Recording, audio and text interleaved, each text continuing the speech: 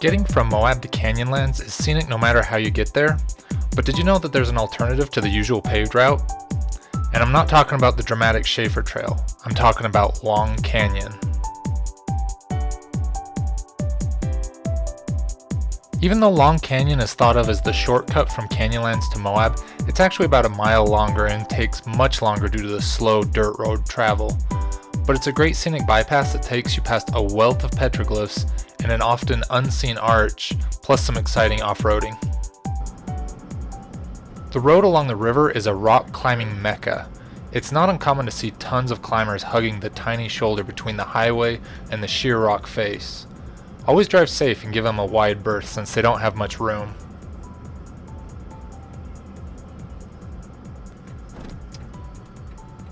This stretch along the river is one of the most plentiful areas in Moab for Fremont petroglyphs. The wall is literally covered with them, even in areas that are unmarked. Be sure to stop and get out to enjoy them rather than drive distracted.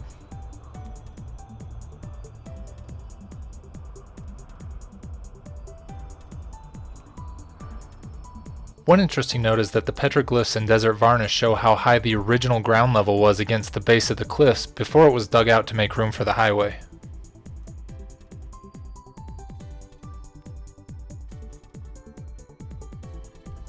Past the popular Corona Arch trailhead, you'll see Jug Handle Arts just before the turnoff to Long Canyon. It's not the biggest opening, but its height is impressive. Most of Long Canyon is a pretty tame trail. The entire length can be driven in about 15 minutes. It's only the top where things get a bit difficult. Driving up requires good clearance and four-wheel drive for that last little bit. But if you only go up to the overlook 3/4 of the way up, even the most car-based all-wheel drive vehicle will have no problem. Coming down is even easier if you have a little bit of clearance to get over some of the big bumps. I passed a Ford Fiesta coming down, but it looked like it was a rental car being driven by a bunch of high school graduates, so take it with a grain of salt. Alright, here we go.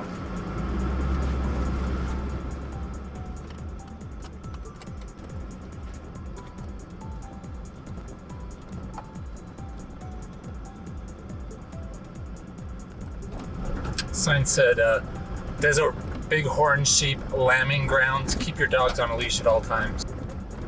Long Canyon is popular with off-roaders, OHVs, and mountain bikes, so it's not the quietest in the area.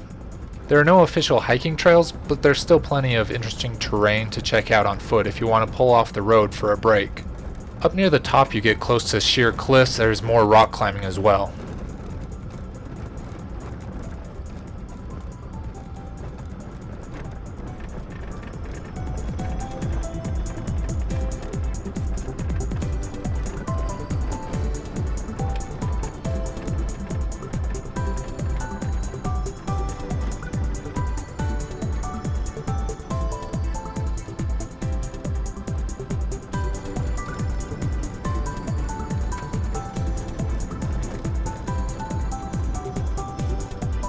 As the road switchbacks its way up, you get farther and farther from the canyon bottom.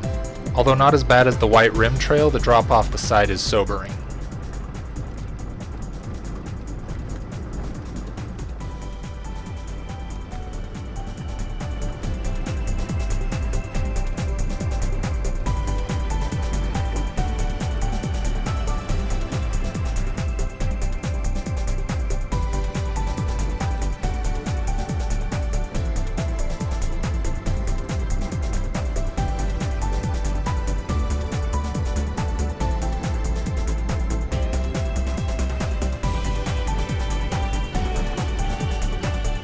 Driving off-road, if there's only enough room for one vehicle at a time, the vehicle driving uphill has the right of way. If you're at an impasse, the vehicle coming down has to make way for the vehicle coming uphill to pass by. However, in practice, whoever can pull off easiest should do so and wave the other person by. It's always a good habit when driving on a narrow road to mentally keep track of where the nearest pull-off was to let somebody by in case you have to be the one that pulls off.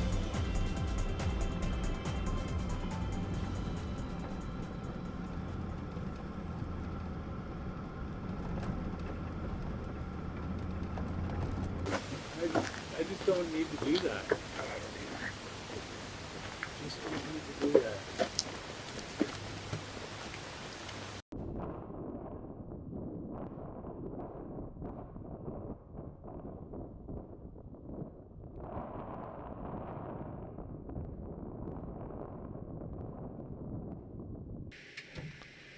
The mining operation at Potash actually predates the Riverside Highway and railroad running out to it. As we saw at the Petroglyphs, the riverside was too narrow and too uneven to drive along until heavy equipment was able to bulldoze a way through.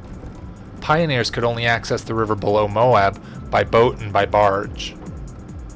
Without the Riverside Highway, the trucks hauling mining equipment to Potash came up the long way through Island in the Sky and then dropped back down to the river through Long Canyon and Pucker Pass. Some drivers reportedly refusing to make the descent and leaving their trailers of equipment at the top for others to take down for them. Oh, damn. It's getting a little bit more aggressive.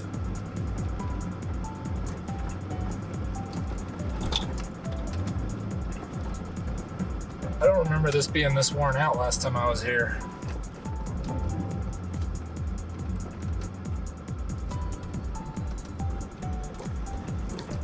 Oh, that hole is deeper than I thought.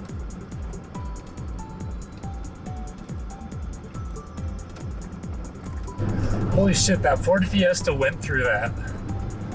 That just occurred to me.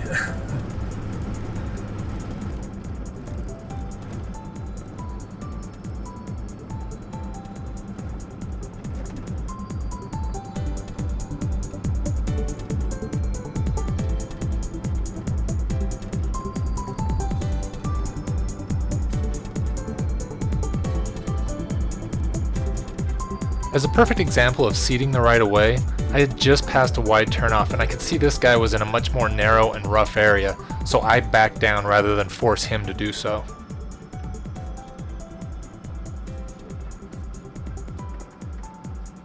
I had my eyes glued to the passenger mirror to make sure my tires didn't get anywhere near the edge of the drop-off.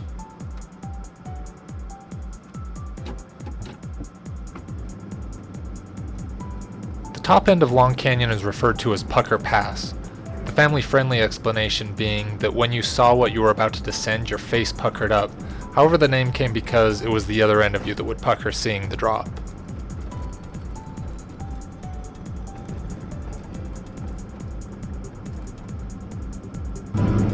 This is actually pretty aggressive.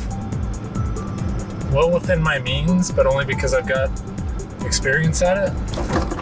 I would not recommend this to other people, actually. At least not going up it. Going down is probably all fun and games. Going up is exciting. Fun four-wheeling.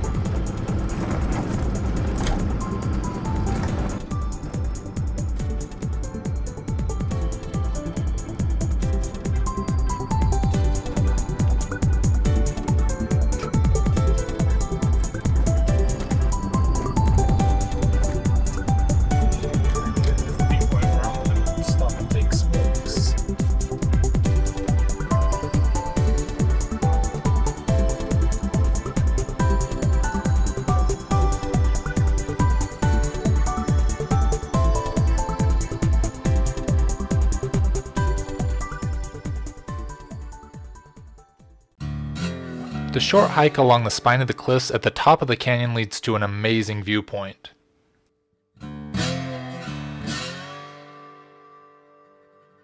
If driving through Pucker Pass seems a little too much, this hike can be accessed by any vehicle up on Island in the Sky. While driving on the spur road out to Deadhorse Point, look for a wide dirt road on the left just before the road starts to curve south. The edges of the cliff are obviously exposed, but the top is quite wide. It's actually a very pleasant but windy overlook until the last 100 feet or so.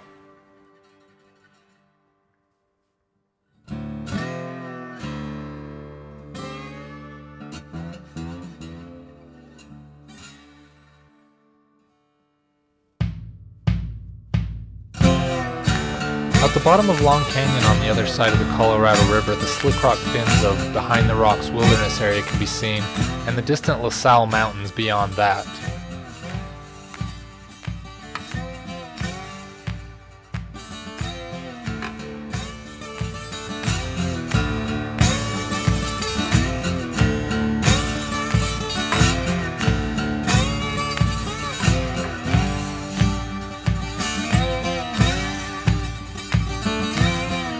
It's a rewarding view after that last little climb out of the canyon.